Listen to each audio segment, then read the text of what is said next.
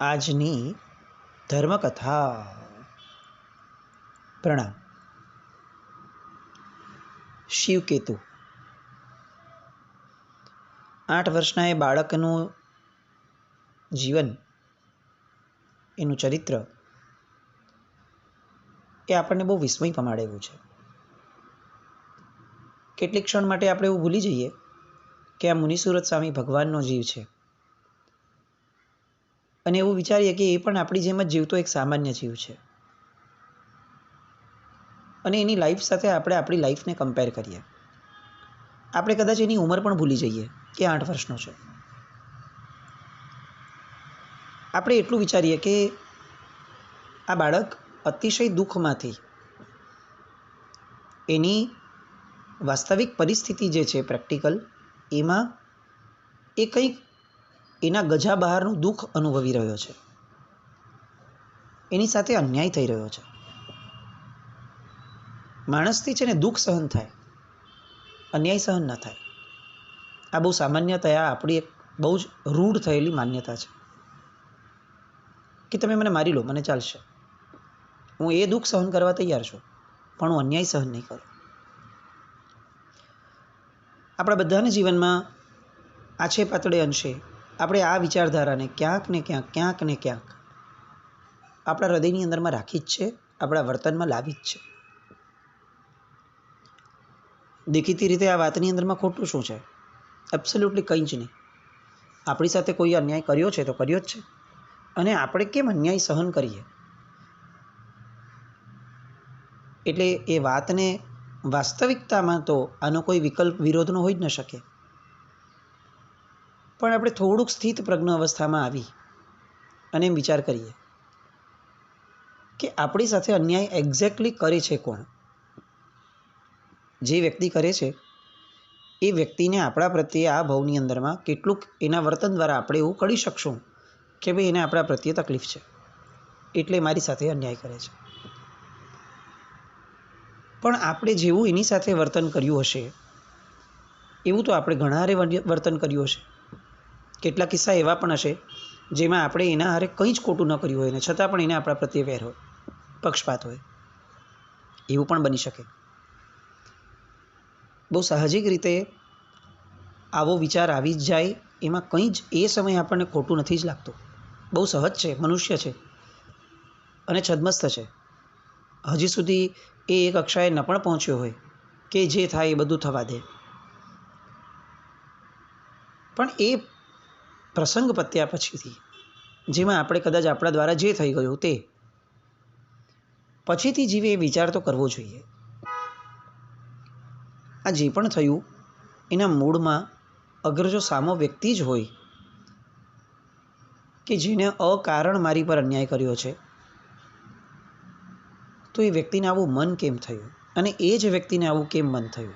આ બે પ્રશ્નો જીવે હંમેશા ચિંતવવા જોઈએ. અને હું બહુ પ્રામાણિકતાથી કહું કે જો આપણે ખરેખર પ્રામાણિકતાથી જો આ વિચાર કરશું ને તો આપણને એનું કોઈ કારણ મળશે જ નહીં. એનો અર્થ એ છે કે કોઈક અગોચર દુનિયા, અગોચર તાકાત, અગોચર તંત્ર કે જે આપણી આંખથી પરે છે, આપણી સમજણથી દૂર છે, આપણી વિચાર શક્તિથી બિયોન્ડ છે, એવું એક સ્ટ્રક્ચર એ આપણા જીવનને કંટ્રોલ કરી રહ્યું છે. કોઈ ધર્મ કે અધ્યાત્મની વાત નથી. આમ સિમ્પલ આપણે એક વસ્તુનો સ્વીકાર કરી શકીએ, જે વાસ્તવિકતા છે કે આપણા જીવનને કોઈક એકચ્યુઅલી કંટ્રોલ કરી રહ્યું છે. આપણે જેટલી મહેનત કરીએ એની સામે આપણને કદાચ એટલું ફળ નથી મળતું, અથવા રિવર્સ વેમાં આપણે ઓછી મહેનત કરીએ છીએ અને ઘણું ફળ મળી જાય છે. સેમ વસ્તુ બીજા કરે છે અને બીજા સાથે નથી થતી જે આપણી સાથે થઈ. આપણું જીવન કંઈક અલગ છે બીજા કરતાં. આવું કેમ થાય છે? બસ આ વિચારને જ્યારે ઊંડાણમાં જશું ને ત્યારે આપણને એક વસ્તુ ખ્યાલ આવશે કે કોઈક ફેક્ટર છે, કોઈક એલિમેન્ટ છે કે જે આપણને કંટ્રોલ કરે છે. આજની જનરેશનને પણ છે ને આ પદ્ધતિ સમજાવવા જેવી છે. એને કંઈ ઠોકીને ઠસાવી દેવા જેવું નથી કે શ્રદ્ધા રાખ, શ્રદ્ધા રાખ. ઊભા રહો ભાઈ. શ્રદ્ધા એક લેયર આવે ને જીવનું વિચારણાનું, પછી આવે. આપણે ત્યાં ગુણસ્થાનકો નામની એક પરંપરા છે. દરેક ગુણસ્થાનકે જીવની શું વિચારણા હોય એ એમાં લખેલી છે. જે માર્ગાનુસારીના વિચારોમાં છે, હજી એની આચરણામાં છે, એની પાસે તમે સમકીતી જીવની વિચારણા માંગી લો તો એ વધુ પડતું છે. એને એની વિચારણા પ્રમાણે ચાલવા દો અને એની વિચારણા પ્રમાણે આપો. આપણે શ્રદ્ધાથી જીવી લીધું એટલે આપણા બાળકોએ પણ શ્રદ્ધાથી જ માનવું જોઈએ એવું ન થાય. આપણે પંખામાં જીવ્યા હતા, આપણા બાળકને એસીમાં કેમ રાખીએ છીએ? આનો જવાબ તમારી આગળ કે આપણી આગળ કોઈની આગળ નહીં હોય. આપણે એમ જ માનશો કે ભાઈ આપણા સમયે તો નહોતું, હવે આ લોકોના સમયે છે તો આપો ને, બસ આવું જ છે. આપણા સમય અલગ હતું, એમના સમય અલગ છે, તો અત્યારે એનો સમય જે છે ને એ પ્રમાણે આપીએ. મૂળ વાત આ કે કેટલીક અગોચર શક્તિઓને આપણે સ્વીકારવી જ પડશે. સુનર ઓર લેટર, વહેલું કે મોડું, જીવનમાં આ વાતનો સ્વીકાર કરવો જ પડશે. અને જ્યાં સુધી એ વાતનો સ્વીકાર નહીં કરીએ અને પ્રસંગો, વ્યક્તિઓ એ બધા સામે ઝઝૂમતા રહેશું, સંઘર્ષ કરતા રહેશું, તો અંતે આપણા ભાગ્યની અંદરમાં બહુ જ ઓછો સંતોષ આવશે અને બહુ મોટો થાક આવશે. શું મેળવવું છે? આપણા વિચારોનું સેટિસ્ફેક્શન કે સંતોષ? આપણો સંઘર્ષ અને એ સંઘર્ષથી મેળવેલો થાક કે પછી શુભ વિચારણા? એ આપણે નક્કી કરવાનું છે. એમાં કોઈ કમ્પલ્શન ન હોઈ શકે. શિવ કેતુને આ સૂર મહાત્મા મળી ગયા, એના કારણે એણે આ બીજો માર્ગ પસંદ કર્યો કે મારા માતા પિતા મારી સાથે અન્યાય કરે છે, ભલે હું એમના પ્રત્યે કોઈ ગેરવર્તન નથી કરતો, પણ મનમાં તો સંઘર્ષ કરું છું ને. આ મનમાં સંઘર્ષના કારણે હું જે એમના પ્રત્યે સારું વર્તન કરું છું એનું ફળ પણ હું નહીં મેળવી શકું, કારણ કે ફળ તો મને મન, વચન, કર્મ ત્રણેયનું ભેગું મળે છે. અને જો મારું એ ત્રણેય ભેગું જ નથી તો મને ફળે અધૂરું મળવાનું. અને એ જે શિવકેતુના જીવનમાં પરિવર્તન આવ્યું, એ પરિવર્તને એના પિતાના જીવનમાં પણ પરિવર્તન લાવ્યું. પરિવર્તનો એ મનથી જ આવશે. એને બહારથી વ્યવહારથી કરવા માટેના જે આપણા પ્રયત્નો હંમેશા ચાલતા હોય છે કે આની બાધા લો, આની બાધા લો, આ બંધ કરો, ન ગમતો હોય તોય બંધ કરો. હું કહું છું કે આ માર્ગ ખોટો નથી. વ્રત નિયમોનો માર્ગ ક્યારેય ખોટો ન હોઈ શકે, પણ વ્રત નિયમના માર્ગની એક કક્ષા છે. પેલા એ કક્ષાએ જીવને આવવા દો. કક્ષા પ્રમાણે ધર્મ છે, કક્ષા પ્રમાણે વર્તન છે. આપણે એ વસ્તુ સમજતા ભૂલી જઈએ છીએ. અહીંયા પેલા ગુરુ ભગવંત એ પુરોહિતને, વિશ્વભૂતિને કહે છે કે ભાઈ આને અગર દીક્ષા આપવાની તારી તૈયારી જ છે તો વહેલામાં વહેલી તકે આપ, કારણ કે આનું આયુષ્ય હવે ફક્ત 22 દિવસનું છે. અને પેલો પુરોહિત કહે છે કે આપની બધી વાત સાચી, પણ મારે રાજાની આજ્ઞા અને રાજાની રજા વગર ન કરવું પડે, નહીં તો મારું પાછળનું જે જીવન છે એ જીવન દુષ્કર થઈ જાય. જે વાતને ગુરુદેવ પણ સમર્થન આપે છે. હવે એ રાજા પાસે વાત કરવા જવાનું કહે છે ને ગુરુ ભગવંત એને કહે છે કે આ પ્રતીતિ આપજે રાજાને, તો એને વિશ્વાસ થશે કે ભાઈ હવે ઉતાવળે કંઈક કરવા જેવું છે, કારણ કે શિવકેતુનું આયુષ્ય ઓછું છે. એ પ્રતીતિનું પ્રમાણ આપે છે. પુરોહિત જાય છે રાજા પાસે અને રાજા પાસે જઈ એકાંતમાં બધી વાતો રજૂ કરે છે કે મારી સાથે ડે 1 થી આ ઘટના થઈ કે મારો દીકરો મારી સાથે ઘરમાં આવી રીતે ચર્ચાઓ કરવા લાગ્યો હતો. અને છેક છેલ્લે ગુરુ ભગવંતે આ વસ્તુ પ્રમાણ સ્વરૂપે કહી છે. આ બંનેની વાતો ચાલતી હતી ને ત્યાં જ દ્વારપાળ આવ્યો અને સમાચાર લાવ્યો કે કોઈ એક સંદેશવાહક આવ્યો છે. રાજાએ તરત પુરોહિત સામે જોયું કે પેલા ગુરુ ભગવંતે કીધેલી વાતની શરૂઆત તો થઈ ગઈ છે. રાજાએ એમને પ્રવેશ આપવા કીધું. પેલો સંદેશવાહક આવ્યો, રાજાને નમ્યો. એની ઓટીમાં જે પત્ર પડ્યો હતો એ પત્ર એણે કાઢ્યો, રાજાના હાથમાં મૂક્યો, અને જેવો એ રાજાના હાથમાં મૂક્યો એ જ ક્ષણે એ ત્યાં ઢળી પડ્યો અને નિષ્પ્રાણ થઈ અને પડી ગયો. રાજા અને વિશ્વભૂતિ એ બંને માટે એક ક્ષણે, ઓન ધેટ વેરી મુમેન્ટ, પેલા ગુરુ ભગવંત એ ભગવાન જેવા લાગવા લાગ્યા. અને બીજી જ ક્ષણે આ બંને જણને એમ થયું કે જો આ વાત સાચી પડી છે તો એનો અર્થ એ થયો કે હવે શિવકેતુનું આયુષ્ય ફક્ત 22 દિવસ છે. એ વાત પણ સાચી જ ઠરશે. આપણા લોકોની કક્ષા છે ને એવી જ છે આપણા બધાની, કે પ્રમાણ ન મળે ને ત્યાં સુધી શ્રદ્ધા બળવત્તર નથી બનતી. અને એક અપેક્ષાએ જોવા જઈએ તો આ કક્ષામાં કંઈ ખોટું પણ નથી, કારણ કે વગર પ્રમાણે ઊભી કરેલી શ્રદ્ધા, એમાં બાકોરું પડવું એ બહુ સરળ છે. જ્યારે બુદ્ધિના સ્તરથી નક્કી કરાયેલા પદાર્થની અંદરમાં બાકોરું પાડવું કે પડવું એ થોડું મુશ્કેલ હોય છે. રાજા તરત ભાગ્યો વિશ્વભૂતિની સાથે. પેલા સંદેશવાહકની અંતિમ વિધિનો આદેશ આપી દીધો. સીધા ગયા ગુરુ ભગવંત પાસે તત્કાળ. ત્યાં જઈને હાથ જોડીને ઊભા રહ્યા.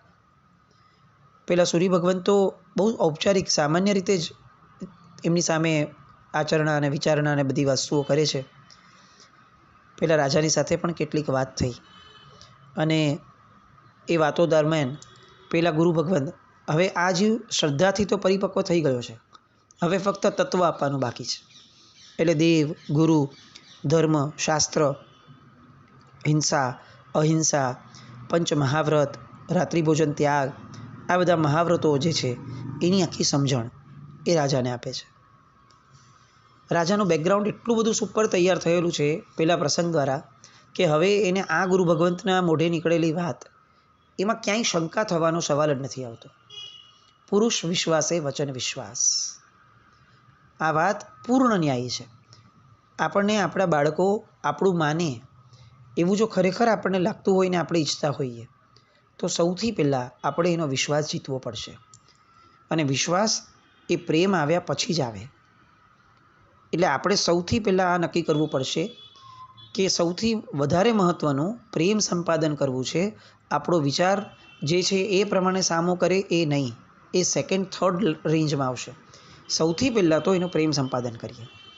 એ પ્રેમ સંપાદન કરતાં કરતાં કરતાં આપણે એક વિશ્વાસ એનો જીતીએ અને પછી જ આપણે એને કહી શકશું કે જો બેટા આવું કરીશ ને તો નુકસાન થશે. એવું બની શકે કે આવું કરતાં કરતાં ઘણો સમય વહી જાય અને એ સમય દરમિયાનમાં એનું ઘણું નુકસાન થઈ જાય. પણ આપણે એવા ભગવાન બનવાનો પ્રયત્ન ન કરીએ કે આજે જે હું વિચારું છું એ આજે જ થવું જોઈએ. એની માટે એક અલગ ભગવાન આ જગતમાં છે, એ ભગવાન ઉપર આપણે રાખી દઈએ. આપણે એ ભગવાને જે ક્રમબદ્ધ પર્યાય કીધો છે એ પ્રમાણે ચાલવાનો પ્રયત્ન કરશું તો સામાન્ય ભાગ્ય વિધાતા બનવા કરતાં એના ભેરું બની શકશું. એ આપણે વિચારવું જ પડશે. બંને જણા રાજા અને પુરોહિત બંને જણા કન્વિન્સ થાય છે. એમની એ પવિત્ર વાણીથી પ્રસન્ન અને પુલકિત થાય છે અને ત્યાં જ દીક્ષા માટેની વાત નક્કી થાય છે. શિવકેતુની ભવ્ય દીક્ષા યાત્રા નીકળે છે. એ જ દિવસે એ શિવકેતુને દીક્ષા અપાઈ જાય છે. પણ અહીંયા દીક્ષા આપ્યા પછી હવે આ પુરોહિત અને રાજા કે જે બંનેએ 12 વ્રત ગ્રહણ કર્યા છે, બાકાયદા એક શ્રાવક તરીકેનું જે લક્ષણ હોય એ એમણે સ્વીકાર્યું છે. એ હવે ગુરુ ભગવંતને વિનંતી કરે છે કે પ્રભુ, જો અમારા બાળકુંવરનું આયુષ્ય 22 જ દિવસ હોય, ભલે અમે આપને સોંપી દીધો છે, હવે એ સાધુ થયો છે, પણ અમારી એવી પ્રાર્થના છે, અમારી એવી ભાવના છે કે સાહેબ આટલાક જ દિવસનું આયુષ્ય હોય, અમારો આટલા ઉપકારી છે, તો અમને અમારી આંખ સામે એમનું જીવન 22 દિવસનું પૂરું થાય એવો ભાવ છે. તો આપ 22 દિવસ માટે અહીંની સ્થિરતા રાખશો તો એ અમારી ઉપર ઉપકાર થશે. જ્ઞાની ગુરુ ભગવાન છે અને એ તરત જ પોતાના ઉપયોગથી, પોતાની સમજણથી વિચારે છે કે આમાં કંઈ બાદ નથી, કંઈ મુશ્કેલી દેખાતી નથી અને એ વાતને સ્વીકારી લે છે. એમણે ત્યાં સ્થિરતા કરી.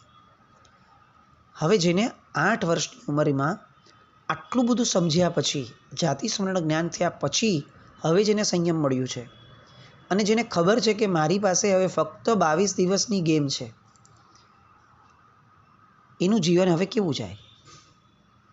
શાસ્ત્રમાં આ વાત બહુ સરસ મૂકી છે કે આપણે બધા કેમ આટલા બધા અજાગ્રત અવસ્થામાં જીવીએ છીએ, બધું સમજીએ છીએ ને તેમ છતાં પણ આપણે કેમ બહુ પુરુષાર્થ નથી કરતા.